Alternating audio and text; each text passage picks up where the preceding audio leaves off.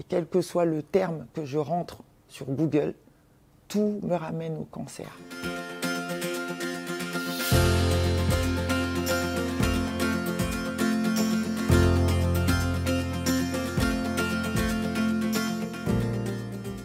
Je m'appelle Nké, j'ai 49 ans et j'ai été diagnostiquée en novembre 2020 d'un cancer du poumon, du non-fumeur, après une errance médicale de 8 mois.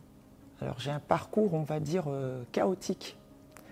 J'ai commencé à tousser en mars 2020. Je suis donc allée voir mon médecin traitant.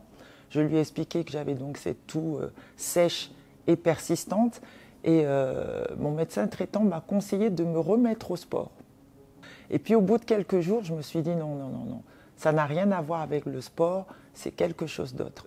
Je choisis, je décide de moi-même d'aller voir une pneumologue qui me prescrit un TEP scan. Et donc je lis le compte-rendu et je vois des termes que je ne connais pas, que je mets dans le moteur de recherche: adénopathie, verre dépoli, hypermétabolisme.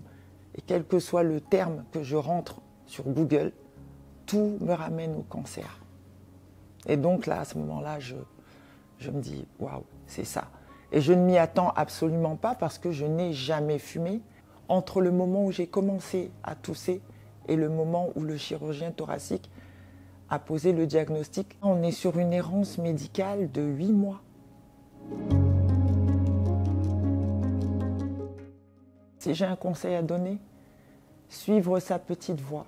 C'est ce que j'ai fait et je pense que c'est ce qui me permet d'être devant vous aujourd'hui.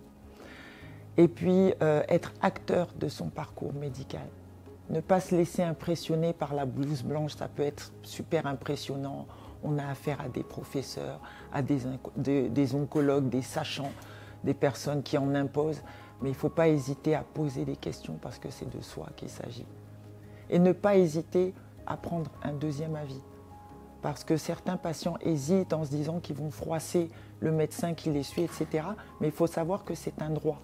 Et on a même le droit de récupérer son dossier et de changer d'établissement hospitalier si on n'est pas à l'aise dans l'hôpital où on est suivi.